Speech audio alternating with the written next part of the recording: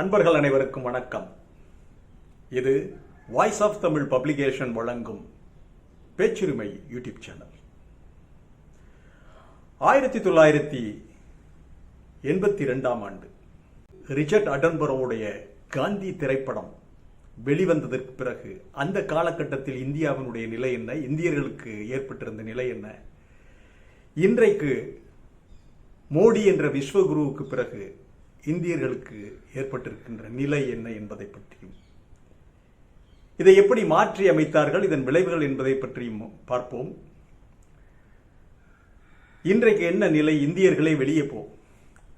ஆஸ்திரேலியாவில் லட்சக்கணக்கில் கூடிக்கிட்டு மக்கள் வீதிகளில் திரண்டு இந்தியர்களை வெளியே போங்கடாங்கிறார். வீதியில் நடக்க முடியல, அடிக்கிறான், கொல்றான், கொலை செய்யறான். நேற்று கூட ஒரு பையன் கொலை செய்யப்பட்டிருக்கிறார் அமெரிக்காவில். ஆஸ்திரேலியாவில் வெளியே போங்கிறாங்க, நியூசிலாந்தில் வெளியே போக சொல்றாங்க, கனடாவில் இந்தியர்களை வெளியே போங்கிறாங்க, அமெரிக்காவில் லண்டன்ல குடியிருக்க முடியல. அவர்களுடைய தெருக்களில் இந்தியர்கள் நடக்க முடியவில்லை. இந்தியர்களை கண்ட இடங்களில் பார்த்து உதைக்கிறார்கள். 1982 ஆண்டு ரிச்சர்ட் அட்டன்பரோவுடைய காந்தி திரைப்படம் வந்தது. அந்த காலகட்டத்தில் இந்தியர்களுக்கு எப்படிப்பட்ட வரவேற்பு கிடைத்தது தெரியுமா? காந்தி தேசமான காந்தி தேசமா வாங்க, இருகரம் கூப்பி வரவேற்றார்கள். அந்த காலகட்டங்களில் உலகம் முழுவதும் வன்முறைக்கு எதிராக ஏதாவது ஒரு வழி பிறக்குமா என்ற பொழுது அந்த அஹிம்சை, உண்ணா நோன்பு, அமைதி வழி, அறவழி போராட்டம், இவற்றின் மூலம் இந்தியாவிற்கு சுதந்திரம் வாங்கி கொடுத்திருக்கிறார் ஒரு கிழவர் என்ற செய்தி சினிமா என்ற வலிமையான மீடியத்தின் மூலம் உலகம் முழுவதும் சென்றடைகிறது. உலகம் முழுவதும் சக்கை போட்டது ரிச்சர்ட் அட்டன்பரோவுடைய காந்தி திரைப்படம். அந்த திரைப்படம் வந்ததற்கு பிறகு பிலிப்பைன்ஸ்ல கொரசன் அக்கினோவுடைய, அதாவது அக்கினோவுடைய மனைவி கொரசன் அக்கினோ அமைதி வழியில போராடி சுதந்திரத்தை பெறுகிறார். பல்வேறு நாடுகளில் இந்த அமைதி வழி போராட்டத்திற்கான தாக்கம் ஏற்படுகிறது. பல்வேறு நாடுகளில் காந்திஜிக்கு சிலை அமைக்கப்படுகிறது. அமெரிக்காவில், லண்டன்ல சிலை வைத்தது இந்தியர்கள் அல்ல, அந்தந்த நாட்டுக்காரர்கள் காந்திஜியுடைய பேரை வைக்கிறார்கள், சிலை வைக்கிறார்கள். அந்தந்த நாட்டுக்காரர்கள் அமைதியை விரும்புறாங்க. இப்படி ஒரு வழி இருக்கா அப்படின்னு சொல்லி தெரிஞ்சுக்கிட்டாங்க. அப்படிப்பட்ட ஆளுமையாக பிம்பம், அந்த காந்தி என்ற பிம்பம் கட்டமைக்கப்பட்டது. அதற்கு தோதாக நேருஜி அவர்கள், நேருஜி மாபெரும் அறிஞர். நேருஜி எழுதிய கண்டுணர்ந்த India, the Discovery of India, இந்திய சரித்திரத்தை, இந்தியாவை தெரிந்து கொள்வதற்கு கண்டுணர்ந்த இந்தியா தான் சரி. அவர் எழுதிய கண்டுணர்ந்த India, the Discovery of India, பல்வேறு உலகின் பல மொழிகளில் மொழிபெயர்க்கப்பட்டு இன்று வரை விற்றுக் கொண்டிருக்கிறது. Discovery of India. நேரு தனது மகளுக்கு எழுதிய உலக சரித்திரம், ஹிஸ்டரி ஆஃப் த வேர்ல்ட், நேருனுடைய சுயசரிதை, இதெல்லாம் கோடிக்கணக்கில் விற்றிருக்கின்ற புத்தகங்கள். ஆக இந்தியாவிற்கான ஒரு இமேஜ் உருவாக்கப்பட்டது. சுதந்திரம் அடைந்த காலகட்டத்திலே இருந்து கொஞ்சம் கொஞ்சமாக உருவாக்கப்பட்டது. நேரு கென்னடியினுடைய நண்பர், குருச்சேவுடைய நண்பர், ரஷ்ய அதிபராக இருந்த குருச்சேவுடைய நண்பர், இந்தோனேசியாவுடைய சுகார்த்தாவுடைய நண்பர், எகிப்து அதிபர் நாசருடைய நண்பர், உலகின் பல்வேறு தலைவர்கள். நேருவின் விரலைசைந்தால் உலகம் கேட்கும் என்ற நிலை இருந்தது. பட்டினி வறுமையில் இருந்த இந்தியாவிற்கு இந்த ஒரு அங்கீகாரத்தை பெற்றுத்தந்தது நேருனுடைய பிம்பம், காந்திஜியுடைய பிம்பம். காந்திஜி எப்ப மிகப்பெரிய அளவில் வெளிப்படுறாருன்னா 1982 ரிச்சர்ட் அட்டன்பரோவுடைய அந்த காந்தி திரைப்படத்திற்கு பிறகு. அதே போல நேதாஜி அவர்கள். இப்படியெல்லாம் பிம்பங்கள் கட்டமைக்கப்பட்டது எதற்காக என்றால், காலம் கட்டமைத்தது என்று நாம் வைத்துக் கொள்வோம். அதற்கு முன்பு இந்தியாவை பற்றிய ஒரு பார்வை என்னவாக இருந்தது? பாம்பாட்டிகள் வாழ்கிற தேசம், தந்திரக்காரர்கள், மாயாஜாலக்காரர்கள் நிறைந்த தேசம், அறிவற்றவர்களுடைய தேசம், பல்வேறு விதமான நம்பிக்கைகள், ஒரு சரியான மத வழிபாடு இல்லை, மதம் இல்லை, ஏமாற்று, பித்தலாட்டம், பொய், மோசடி, இதெல்லாம் இந்த சங்கிகள் வாங்கி கொடுத்த இது. இப்படிப்பட்ட ஒரு தேசம் எளிதாக கைப்பற்றலாம், ஒற்றுமை இல்லாத தேசம் எளிதாக கைப்பற்றலாம் என்றுதான் பல்வேறு நாட்டு மக்கள் இங்கே கைப்பற்றி டெக்னாலஜியை கொண்டாந்து கொடுத்தாங்க, நாகரிகத்தை கொண்டாந்து கொடுத்தாங்க. அவர்களுடைய நாகரிகத்தை பிடித்தவர்கள் ஏற்றுக்கொண்டார்கள். தமிழர்களுக்கென்று ஒரு தனி நாகரிகம் இருந்தது, அது வேறு விஷயம். அதை நாம் இன்று வரை கடைபிடிக்கிறோம். ஆனால் அன்றைய காலகட்டத்தில் வெளியுலகத்தில் இந்த பார்வை என்பது, இந்தியாவிற்கு இருந்த பார்வை என்பது ஏமாற்றுக்காரர்கள், பித்தலாட்டக்காரர்கள், பாம்பாட்டிகள், மாயாஜாலக்காரர்கள், தந்திரக்காரர்கள் வாழுகிற தேசம் என்றுதான் இருந்தது. இதை அப்படியே திருப்பி போட்டது காந்தி தேசம், நேரு. இப்படியெல்லாம் மாபெரும் தலைவர்கள் கட்டமைத்ததால் இந்த பிம்பங்கள் எதற்கு உதவின என்றால், இருகரம் கூப்பி இந்தியர்களை வரவேற்றார்கள். இந்தியர்களுக்கு சிவப்பு கம்பள வரவேற்பு அளிக்கப்பட்டது. இந்தியர்களுக்கு சிவப்பு கம்பள வரவேற்பு அளித்தது உலக நாடுகள். அதுவும் 1982 அட்டன்பரோவுடைய காந்தி வெளிவந்ததற்கு பிறகு உலகம் தன்னுடைய தடைகளை நீக்கி தூக்கி எறிந்தது. இந்தியர்கள் வாங்கினாங்க. உலகம் முழுவதும் நமது இளைஞர்கள் சென்றார்கள், நம்முடைய பெண்கள் சென்றார்கள். வேலை வாய்ப்பிற்காக சென்ற இடமெல்லாம் அவ்வளவு வரவேற்பு இந்தியர்களுக்கு. காந்தியுடைய தேசத்தை பற்றி கேள்விப்பட்டு அதை பற்றி, காந்தியை பற்றி தெரிந்து கொள்வதற்கு நிறைய கேட்டாங்க இந்தியர்கள்ட்ட. இவங்களுக்கு தான் தெரியல, படிச்சுக்கிட்டு போகல. இவன் தான் படிக்கவே மாட்டான்ல. அதன் பிறகுதான் காந்திஜியை பற்றிய புத்தகங்கள் நிறைய விற்றன.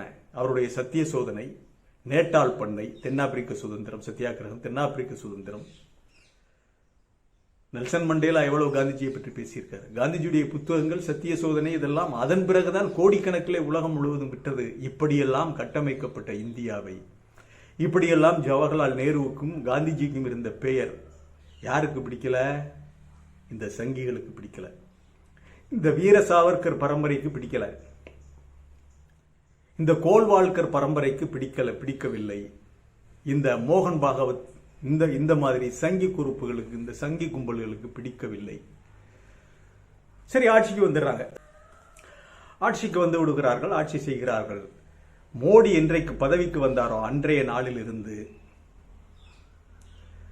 கொஞ்சம் கொஞ்சமாக காந்திஜிக்கு இருந்த பிம்பத்தை அழிக்கின்ற வேலையில் ஈடுபடுகிறார்கள்.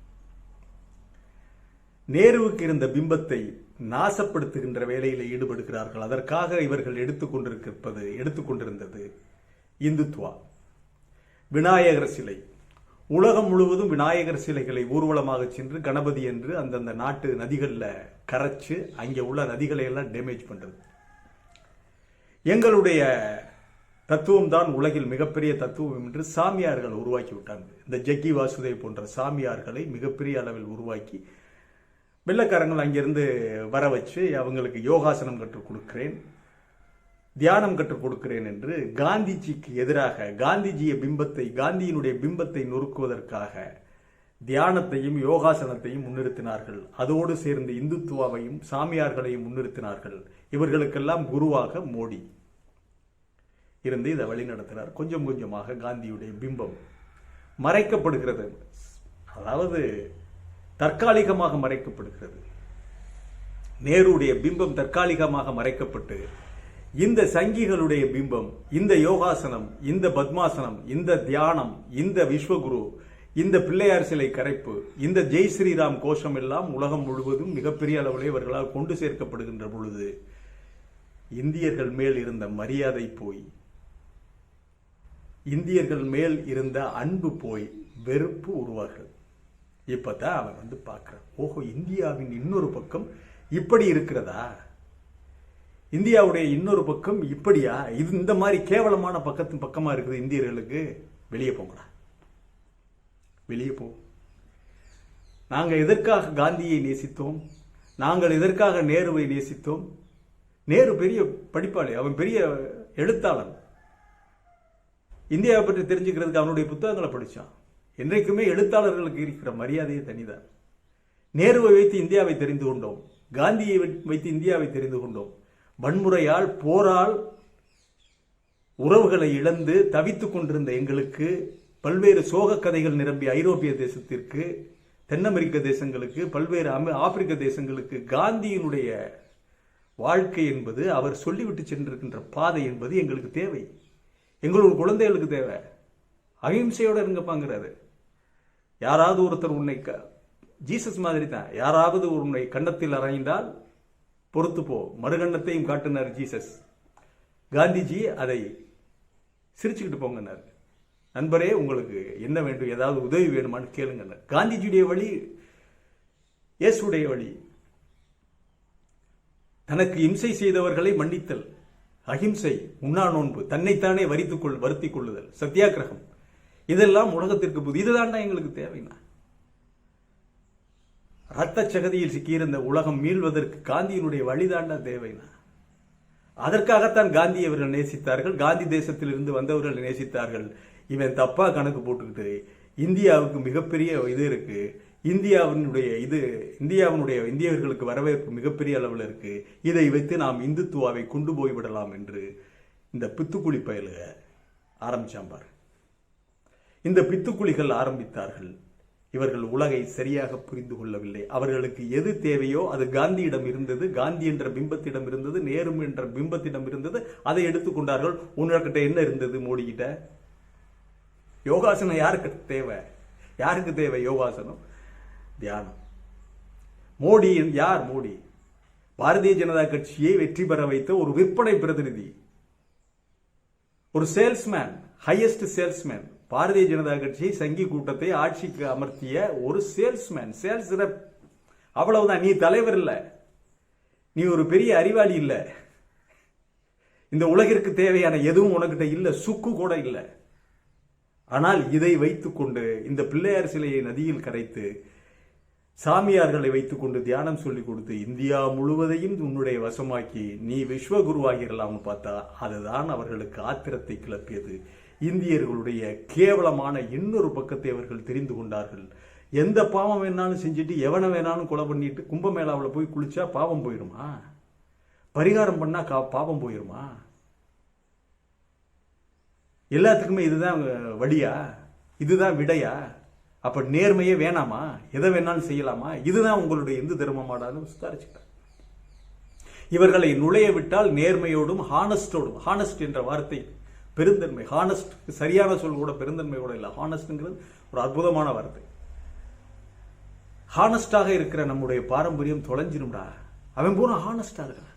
அவனை தந்திரத்தோடு ஏமாற்றி தந்திரத்தோடு இவனுடைய வலையில வீழ்த்த நினைத்தால் இப்பொழுதுதான் அவன் எந்திரிச்சு வர்றான். இவன் யாருவே? எங்கிருந்து வந்த? இவர்களை அனுமதித்தால் நம்முடைய பாரம்பரியம், நம்முடைய பரம்பரை, நம்முடைய பிள்ளைகள் கெட்டு குட்டிச்சோரா போயிடுவானே. இது என்னையா தத்துவம்? இது என்ன வாழ்வியல் முறை? அழகான தேம்சம் நதியில போய் ரசாயனங்கள் நிறைந்த ஒரு பிள்ளையார் சிலையை கரைக்கிறது, அது யானை வடிவத்தில் இருக்குது. கடவுளா? யானை எப்படி ஒரு மனிதனை ஆட்சி செய்ய முடியும்? மனிதனுக்கு கடவுளாக ஒரு யானை எப்படி இருக்க முடியுமோ? அவன் சிந்திப்பான்ல. மனிதனுக்கு கடவுளாக யானை எப்படி இருக்க முடியும்? பல்வேறு விதமான வடிவங்கள் எப்படி இருக்கு? கையில சூளாயுதம், வெட்டறிவாள், வீச்சறிவாள் தாங்கிய இந்த காளியும் சூழி, இந்த மாதிரி தெய்வங்கள் எப்படி மனிதனை ஆட்சி பண்ண முடியும்? அவன் இன்றைக்கு ஹைப்பர்சானிக் மிசைல் வரைக்கும் வந்துட்டானே அவனுடைய ஆயுதங்கள் எல்லாம். ஆக இவன் ஒரு 10ஆம் பசிலி, இவன் ஒரு படிப்பறிவற்றவர்கள். இவர் இது காந்தி காலத்திற்கு முன்பு இருந்த இந்தியாவினுடைய நிலையை அவர்கள் தெரிந்து கொண்டார்கள். தந்திரக்காரர்கள், மாயாஜாலக்காரர்கள், யோகாசனம் பத்மாசனம் செய்து சாமியார்களை வைத்துக்கொண்டு வலைவீசி பிடிப்பவர்கள் என்ற இவருடைய தந்திரத்தை தெரிந்து கொண்டோம் என்றுதான் இன்றைக்கு இந்தியர்களை கழுத்தை பிடித்து வெளியே தள்ளுகிறார்கள். மாண்புமிகு பாரத பிரதமர் மோடிஜி அவர்களுக்கு சொல்லுவதெல்லாம், உங்களுடைய செயல், உங்களுடைய விஸ்வகுரு நாடகம் எதுல போய் முடிஞ்சிருக்கு பாத்தீங்களா? காந்திஜியால் மரியாதை கிடைத்த இந்தியர்கள், காந்திஜியால் நேருவால் வரவேற்கப்பட்ட இந்தியர்களை மோடியின் செயலால், சங்கிகளால் கழுத்தை பிடித்து வெளியே தள்ளுகிறான் உலகத்திலிருந்து, இந்தியாவிலிருந்து.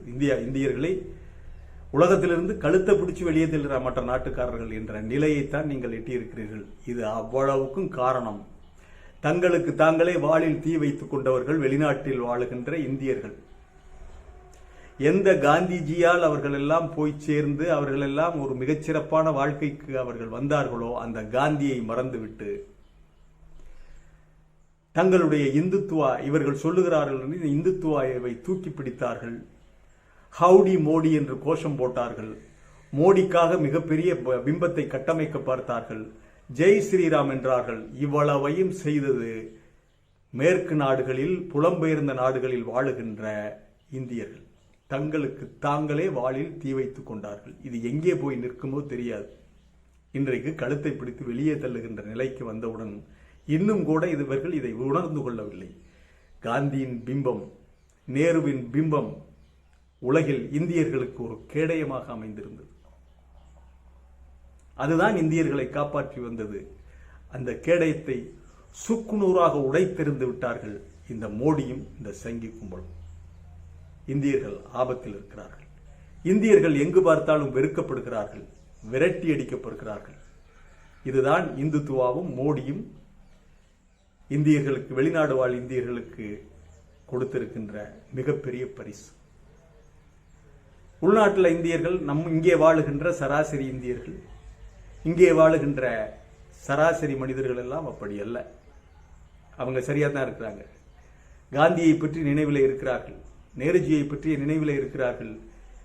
நன்றி மறந்து காந்தியையும் நேருவையும் கீழே போட்டு மிதித்துவிட்டு மோடியை தூக்கி கொண்டு ஆடிய இந்த வெளிநாட்டிலே வாழ்கின்ற இந்தியர்கள் இன்றைக்கு அவர்களுடைய நிலைதான் பரிதாபமாக இருக்கிறது. என்ன வேண்டுமானாலும் நடக்கலாம் வெளிநாட்டில். அவர்கள் துப்பாக்கி தூக்குவதற்கும் தயங்க மாட்டார்கள் வெள்ளையர்கள். அந்த அளவுக்கு வெறுப்பின் உச்சத்தில் இருக்கிறார்கள் இந்தியர்கள் மேல். காரணம், இந்தியர்களை காக்கின்ற கேடயமாக இருந்த நேருவும் காந்தியும் இப்பொழுது இல்லை. மோடியும் விஸ்வகுரு பிள்ளையார் சிலை தான் இங்கே இருக்குது. இதுதான் இந்தியர்களுக்கு ஏற்பட்டிருக்கின்ற நிலை. வாங்க, புறப்பட்டு வாங்க. உலகத்தில் இருந்து போனீங்கல்ல, காந்திஜியை தூக்கி எறிந்தீர்கள், வாங்க, உங்களுக்கு ரேஷன் அரிசி தயாரா இருக்கு. புகட்டினா தாண்டா உங்களுக்கு எல்லாம் புத்தி வரும். ரேஷன் அரிசி ஆக்கி புகட்டினா தான் உங்களுக்கு புத்தி வரும். மீண்டும் ஒரு காணொலியிலே சந்திக்கிறேன். இது வாய்ஸ் ஆஃப் தமிழ் வழங்கும் பேச்சுரிமை சேனல். சேனலை சப்ஸ்கிரைப் பண்ணுங்க, மறக்காம பெல் பட்டன் எழுதுங்க. கமெண்ட் செய்யுங்கள், ஷேர் செய்யுங்கள், பிடித்திருந்தால் லைக் செய்யுங்கள். நன்றி, வணக்கம்.